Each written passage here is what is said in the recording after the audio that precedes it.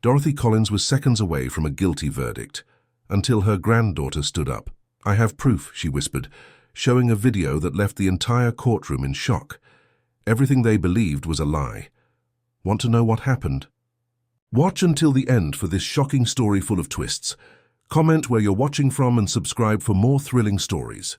The courtroom was cold, but Dorothy Collins sat with her back straight, her hands resting in her lap, as if clinging to the last shred of dignity she had left.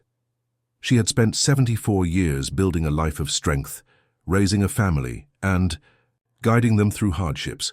And now, in the final chapter of her life, she found herself here, on trial for a crime she swore she did not commit.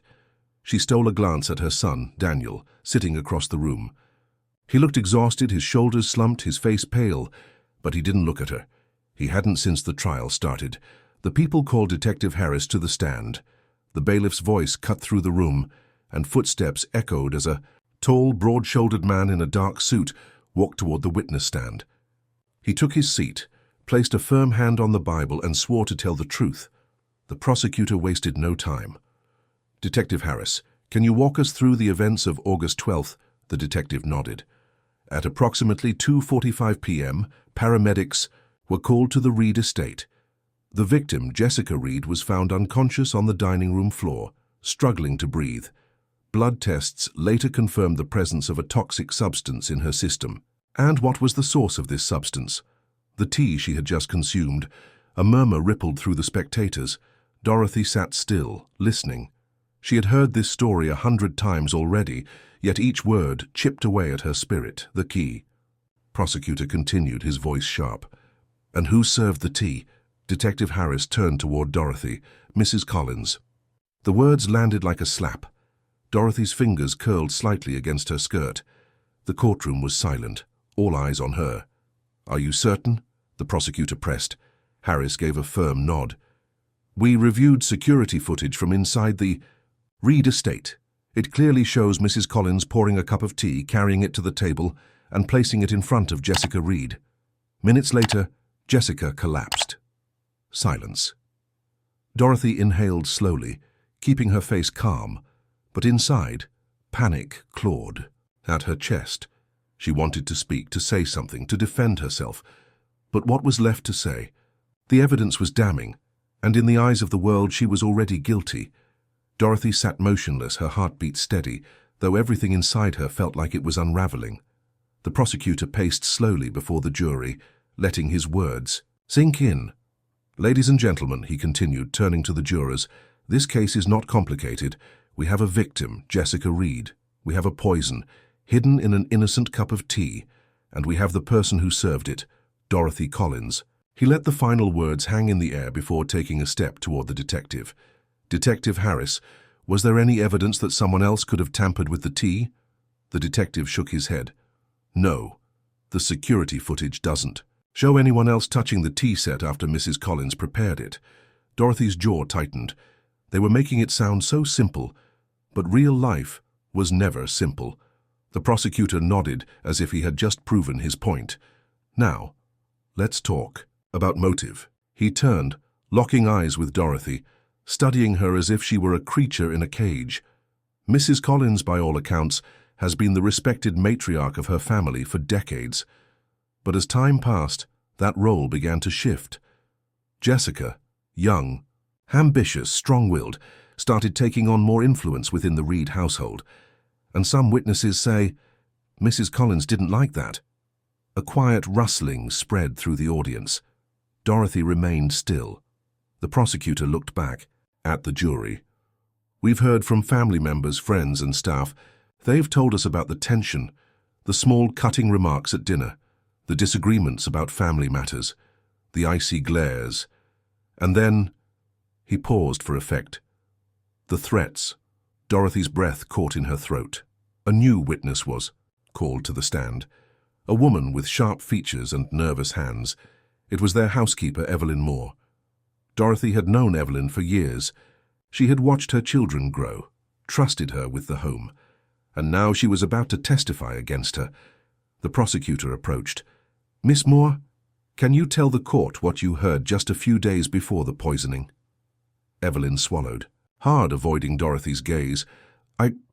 I was clearing the dishes after dinner, she said, her voice hesitant. Jessica and Mrs. Collins were arguing in the next room. What did you hear? Evelyn hesitated, glancing toward Dorothy for a second before answering. I heard Mrs. Collins say, she took a shaky breath, one day you'll regret pushing me aside. A murmur spread through the courtroom. Dorothy clenched her fists in her lap.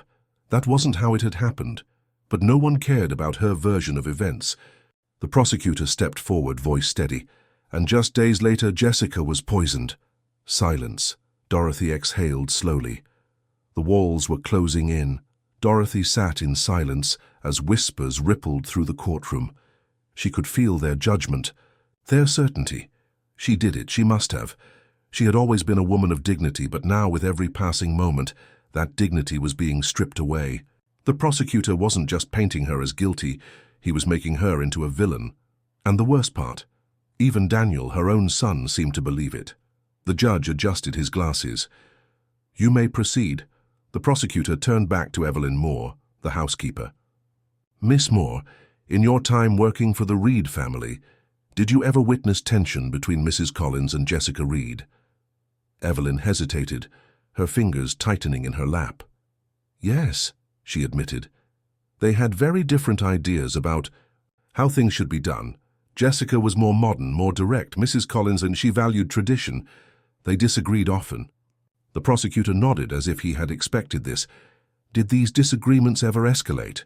Evelyn shifted uncomfortably. Sometimes. How so? The housekeeper bit her lip. Mrs. Collins didn't raise her voice, but she had a way of making you feel like you had overstepped, like you were in her way. Dorothy's stomach twisted. She wanted to protest, to tell them they were twisting everything. Instead, she remained silent. The prosecutor paced, letting Evelyn's words linger before speaking again. Now let's talk about the day of the poisoning. Dorothy's breath caught. The prosecutor gestured to the screen at the front of the courtroom. A grainy security camera image appeared. Dorothy in the kitchen, standing over the tea set. The timestamp showed it was just minutes before Jessica collapsed. This footage, the prosecutor said, clearly shows Mrs. Collins preparing the tea. No one else touched it after her. Dorothy watched herself on the screen. She remembered that moment. The quiet hum of the afternoon, the faint smell of lavender in the air. She had made tea 100 times before. There had been nothing unusual about it, except now it was evidence against her. Detective Harris, the prosecutor continued, turning back to the witness stand, was there any sign of forced entry in the house that day? Any indication that an outsider tampered with the tea? No, Harris replied. No signs of a break-in. No other suspects. Dorothy felt her throat tighten. The prosecutor turned to the jury.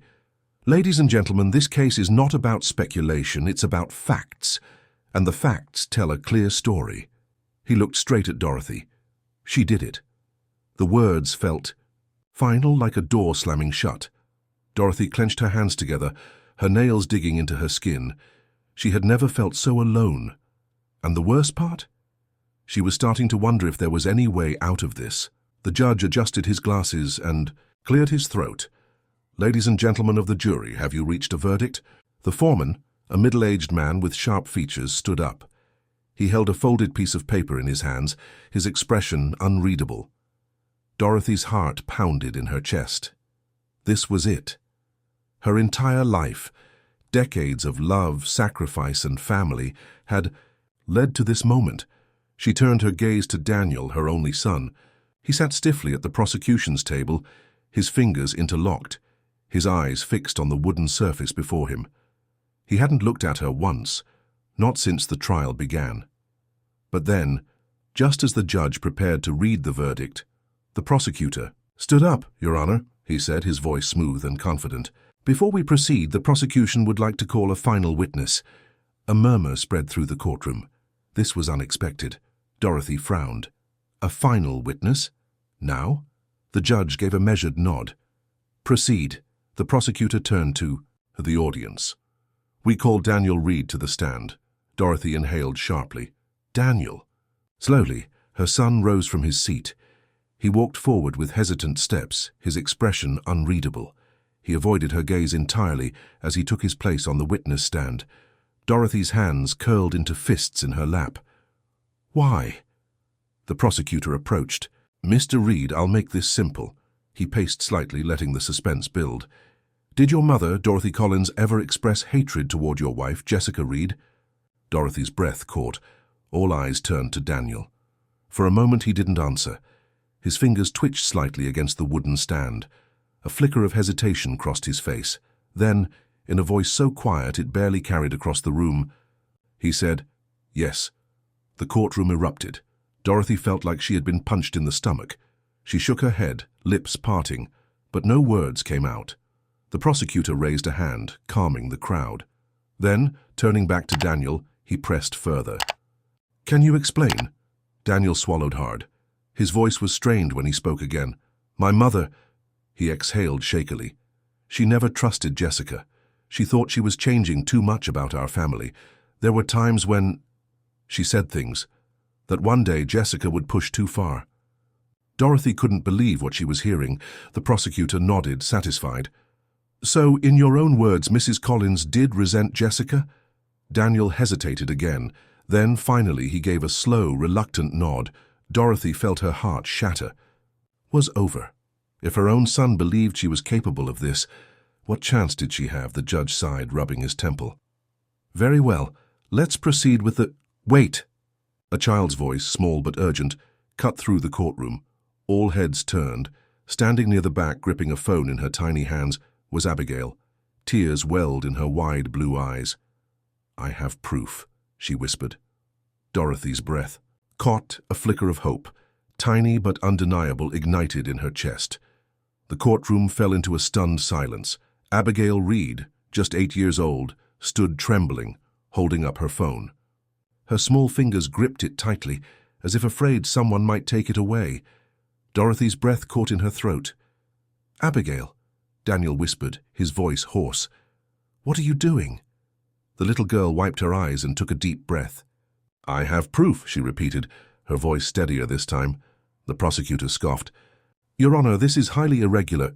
"She may approach," the judge interrupted, his tone curious but firm. "Let's see what this is about."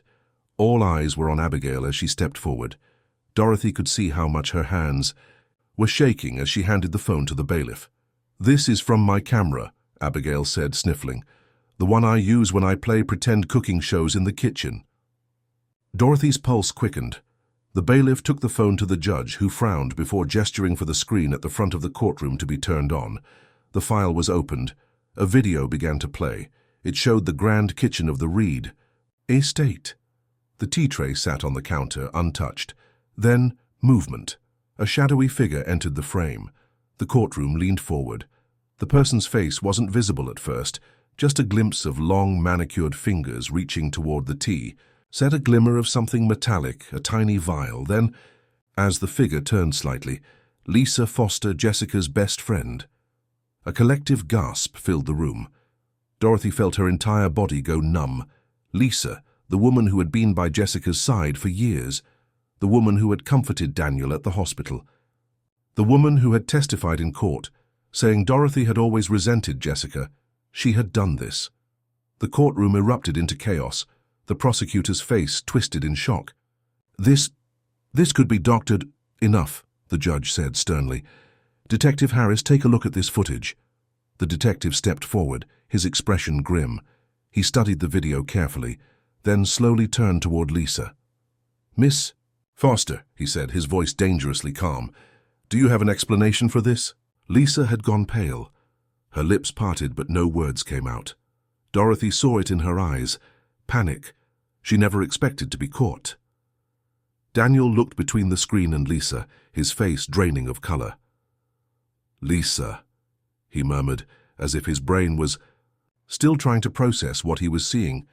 Lisa suddenly bolted from her chair, but before she could make it to the door, 2 officers stepped in her way. Her entire body trembled as she realized this was it. "Lisa Foster," Detective Harris said, pulling out his cuffs. "You're under arrest for the attempted murder of Jessica Reed." The courtroom exploded with gasps, murmurs, and stunned whispers. But Dorothy, for the first time in weeks, she could finally breathe. She turned, her eyes locking onto Abigail's. Her granddaughter, her little girl, had saved her life. And Daniel. He stood frozen, staring at his mother with a look that was no longer filled with anger. No. This time it was guilt. Lisa Foster sat in the interrogation room, her hands cuffed, her breath shaky. The cold metal table separated her from Detective Harris, who leaned back in his chair watching her. The courtroom had been chaos after her arrest. Reporters scrambled to capture the moment. Daniel had stood there frozen, his face drained of color. Dorothy had simply watched. Now, Lisa was alone. No more cameras, no more performances, just the truth. Harris tapped his pen against a file. The evidence is pretty clear, Lisa. You poisoned Jessica, you framed Dorothy, the only question is why? Lisa's lips parted, but no words came out. Harris sighed, flipping through his notes. You've been Jessica's best friend for over 10 years. You were by her side through everything, so tell me. He looked up, his eyes sharp. Why did you want her dead? Lisa swallowed hard. She could deny it. She could lie. But there was no way out. Her voice was barely above a whisper, because she didn't deserve him. Harris didn't react, letting her continue. Lisa let out a bitter laugh. I loved Daniel for years. Years, but he never saw me. He only had eyes for Jessica. Her face twisted in frustration, and she never appreciated what she had. She controlled him, manipulated him, made him doubt himself. She clenched her fists. She was going to leave. Him? Do you know that? She was planning to take half of everything. Lisa's voice cracked. And still he loved her. Harris raised an eyebrow. So you decided to kill her? Lisa's eyes burned. She took everything from me. She exhaled shakily, her shoulders slumping. And Dorothy, she was just convenient, the perfect scapegoat. Silence filled the room. Then the door opened. Daniel stepped in. Lisa's breath caught. Daniel, But his face said everything. Disgust, betrayal, pain. You almost destroyed my family, he whispered. Lisa's voice cracked. I did it for you. Daniel shook his head. No, you did it for yourself. His words were final. Lisa collapsed into sobs as the officers led her away. Daniel stood still for a long moment before finally turning to Harris. Can I see my mother? Harris nodded. And for the first time in weeks, Daniel walked toward the one person he should have never doubted, Dorothy. Dorothy sat alone in the courthouse waiting room, staring at the floor. The weight of everything, the trial, the betrayal, the humiliation, settled heavily on her frail shoulders. She had spent weeks listening to people tear apart her character, watching the world believe she was capable of something so monstrous, but nothing hurt more than her own son's voice on the stand saying he believed it. The door creaked open. She didn't need to look up to know who it was. Daniel stood there, hesitating, his hands stuffed into his pockets like a child afraid of punishment. Mom. His voice was thick, heavy with regret. Dorothy inhaled slowly, then finally looked at him. For the first time since the trial began, he met her eyes, and she saw it all. Guilt, shame, pain. She stayed silent. Daniel took a shaky breath. I even know where to start. Dorothy's lips pressed into a thin line. Maybe start with why you believed I could do it. Daniel winced. He ran a hand through his hair. I don't know. He swallowed. Everything happened so fast. The evidence, it all pointed to you. And I was angry. At Jessica, at my marriage falling apart, He stopped himself. And I took it out on you. Dorothy watched him carefully. She had spent his entire life knowing his heart better than he did. Now she saw it breaking, but she wasn't ready to let him off so easily. You sat in that courtroom, she said, her voice calm but firm. And you let them destroy me. You sat there and said I hated Jessica. Daniel's face twisted in pain. I didn't mean it like that, He exhaled sharply.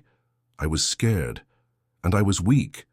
Dorothy's throat tightened. She had held this boy in her arms when he was small, had protected him from nightmares, from scraped knees, from the world, but she hadn't been able to protect herself from him. And that was the deepest wound of all. I don't know if I can ever forgive you, she admitted, her voice barely above a whisper. Daniel flinched as if she had slapped him, but it was the truth. Silence stretched between them. Then, slowly, Dorothy pushed herself up from the chair. "I'm going home." She walked past him, her steps slow but steady. Daniel turned, his voice breaking. "Mom!"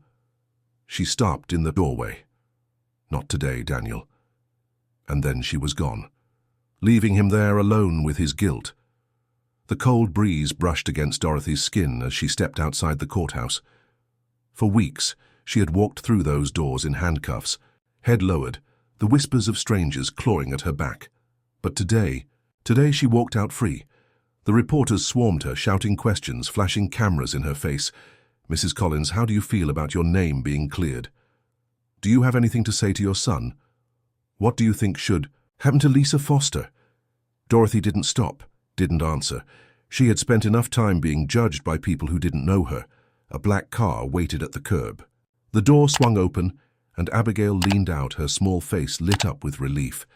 "Grandma." Dorothy softened for the first time that day.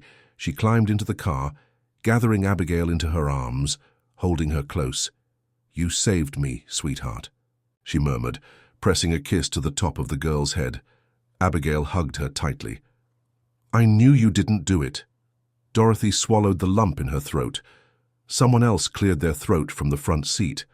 Her lawyer turned to face her. "I have a statement prepared if you'd like to talk to the press." Dorothy shook her head. "Let them talk. They always will." She was done defending herself to people who had already made up their minds. The car pulled away, and the courthouse shrank behind them. She didn't look back. The scandal had taken over the news. The headlines screamed, "Lisa Foster arrested for attempted murder. Motive revealed. Daniel Reed publicly apologizes to his mother." I was wrong. The son who doubted his own blood. Dorothy didn't bother watching. The world had already decided she was guilty once. She didn't care to see them pretend they had always believed in her innocence. She sat in her garden, sipping a cup of tea, one she had made herself. The gate creaked open. Footsteps. She knew who it was before he even spoke. Daniel stood there, looking smaller than he ever had. "Mom." Dorothy exhaled slowly, setting down her cup. She gestured to the empty chair across from her. Daniel hesitated, then sat. Silence stretched between them. Finally, he spoke. "I lost you, didn't I?" Dorothy studied him. He looked broken. A man who had spent a week drowning in his own regret. She let the silence linger before answering. "You didn't lose me, Daniel." She met his eyes. "You gave me away." Daniel's face crumpled. "And Dorothy?" She picked up her tea and took a slow, deliberate sip, because this time, she wasn't going to clean up his mess. If this story kept you on the edge of your seat, imagine what we have coming next. Subscribe now and turn on notifications so you never miss another jaw-dropping tale. Because sometimes the truth is stranger than fiction. And trust me, that you don't want to miss what's coming next. Hit that subscribe button. We'll see you in the next story.